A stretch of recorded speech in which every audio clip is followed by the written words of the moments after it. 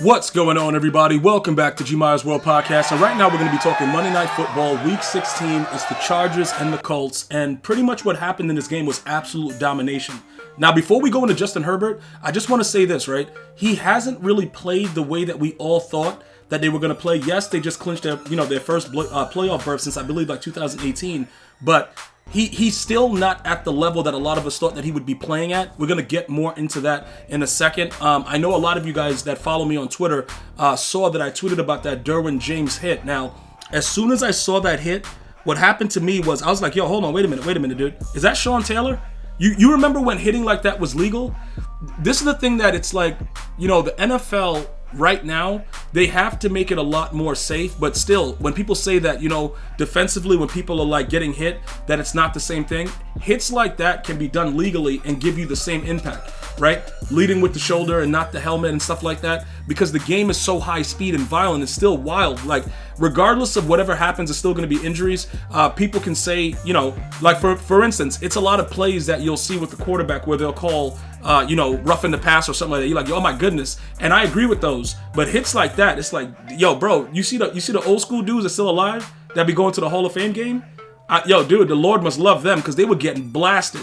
If you just got to look it up on YouTube, like hard hits in the NFL, bruh, it was really, really bad. So, like I said, that hit was out of control, but like it really made me jump out of my seat. And Derwin James is that kind of player.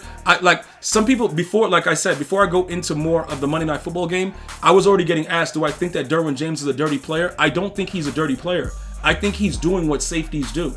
That's just my opinion, though. Like, if you are going to play safety in the National Football League, the last safety in the modern era that I remember, other than like Brian Dawkins, probably Cam Chancellor with the Legion of Boom. When he used to hit dudes, bro, like once you got to that part where you're going to get hit by Cam Chancellor, it was a wrap. Like, you knew that you were leaving on the stretcher, but you weren't going to leave right away because the hit was going to put you in another dimension. But that's what safeties do. That's what they're supposed to do. I understand the league trying to clean everything up, more safety with it, but it's going to be kind of hard to, stop a fast-moving human that's targeting a player that he does not want to hold onto the ball. So, again, for all you Charger fans, like I said, I do not believe that Derwin James is a dirty player. I believe that, he's going to have to clean up the way that he attacks the football, and you've been taught a way to play your whole life, and then now you have to change it. It's going to be very, very tough, but he has no choice. He's going to have to clean that up. Now, jumping into the actual game, I do want to say again, okay, the Colts lost 20-3. People are asking me about Jeff Saturday. G, what do you think about Jeff Saturday? Do you think as an interim coach, he's going to have a chance to come back? I do not. Like Jim Irsay, he's a really good dude as far as like hiring. He's given a lot of people chances. I understand that he jumped with it and everybody was like, oh my God, there's other people qualified. But this may have been a blessing in disguise because it may open up opportunities for other people that are probably going to do a lot better of a job than Jeff Saturday as far as, time management, understanding the plays, things like that. Can he get better? Yes. And was he thrown into the fire from ESPN and just jumped in there? Yes. But he hasn't put on a proper display as far as the coaching aspect. Great center. You know what I'm saying? Peyton Manning has nothing but good stuff to say about him. Great center, very, very smart at that position. But unfortunately, when you're a head coach, there's a lot more that's expected of you. And I don't believe that we were getting that from him throughout his time as an interim coach. But again, the motivation aspect is pretty good. It looks like the team definitely responds to him. It's just the fact that I don't know what he's doing in like critical situations.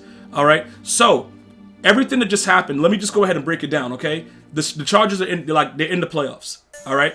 They're there. Everything's good. Some of the things that I wanted to talk to you guys about, though, before we get to Nick Foles, who did he did a Russell Wilson impression with the 3 interceptions. He is awful. And it's so weird that he won a Super Bowl against Tom Brady. Isn't it like kind of fascinating that the greatest quarterback ever, arguably, lost to two of the guys that you're probably like, those guys are not that good, like Eli Manning and Nick Foles? Like, it just seems weird.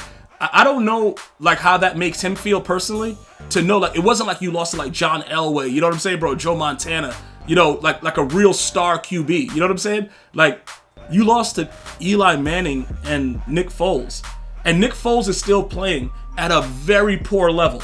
That guy sucks, and I'm going to tell you right now, watching him, I kind of knew, like, every time he was going to throw a pick, and it was kind of funny, because I'm like, this dude is really bad, but what the hell? Like, it's like, can you keep throwing picks? And he's like, yeah. And I'm like, you sure? He's like, yeah, I can do it right now. I'm like, all right, bro, listen, do your thing. I have no idea what was going on. I did see on the sideline Matt Ryan utter the F word. Like, you can see if you read his lips, he's like, F this guy. But Matt Ryan, you're responsible for 2 of the greatest comebacks in NFL history. You should just not even be on the screen. You should be hiding in the tent when stuff like this is going on, because he's going to go down in history as one of the worst QBs ever, even with the MVP. That's what's weird about Matt Ryan.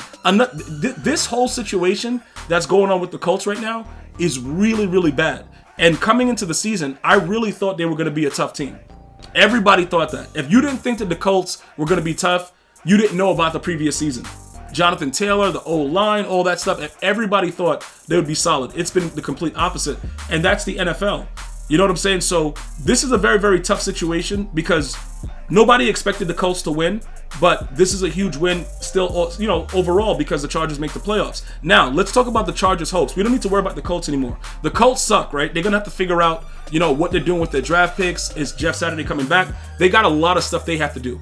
Let's talk about the Bolts' chances, because I know that's what you Charger fans are here for.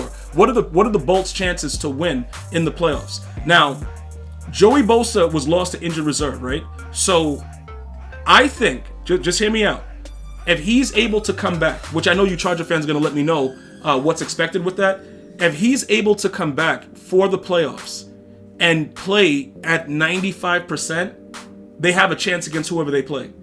Okay, I'm talking about, you know, the first round. Like, they have it because he's so impactful that it's going to cause a lot of chaos, and their back end is really good. As you guys can see, a lot of interceptions, a lot of pressures from the up front with the linemen. So you add Bosa to the mix. I just feel personally that they're going to be very, very tough to beat. That's just my personal opinion about it. If Bosa is able to come back at least 95%. All right. Offensively, they have the tools. Okay. Allen, Mike Williams, you know, Parham tried to get into some action yesterday. I don't know what the hell he's doing. He's just big for nothing, it looks like. But it doesn't really matter. That's not what it's about. Offensively, if Herbert, like I started off, like I'm going to go back to what I was starting off with earlier in the podcast. Herbert has underachieved, in my opinion. We expect so much more from this guy. And he hasn't done a lot of what we thought he would be doing. In some games, I was just like, yo, this guy sucks. Like, and I don't usually say that. And there's if it's a player that has a certain type of level, but when they're playing a certain way, you're just like, yo, yeah, this dude is garbage, bro. Like, that ever blurred out? Like, hold on. I know you Charger fans know what I'm talking about. Like, yo, this dude right here, yeah, he trash, bro. And the reason that anybody was saying that was because he was really underperforming.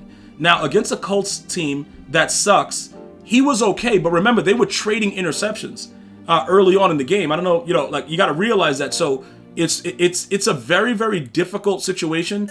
But he does have a couple more games before, you know, they're going to go ahead and wrap up the season with Denver. And Russell Wilson, like I said, that dude sucks. Like, I'm not going to sugarcoat it. He's blessed. You know, he has a very, you know, hopefully everything's good with him and his family. Everything's good like that. On the football field, that dude is horrible. And it is what it is. So ultimately, I'm going to let you guys know this. The Chargers have a very, very good chance in the playoffs if we get to see, you know, Joey Bosa come back and he's ready to go. Get some of their secondary players back that are out. And if Herbert starts to play the way we knew he could play last year, you're going to have a lot of issues beating this team because they're ready to go. And I'm telling you right now, bro, it's going to be a lot of upsets this season because the NFL, like, you don't never know what you're going to get. You know what I'm saying? No Forrest Gump. I'm going to see you guys and girls next time. You enjoy your happy holidays and happy new year to everyone. Until next time. One love, y'all.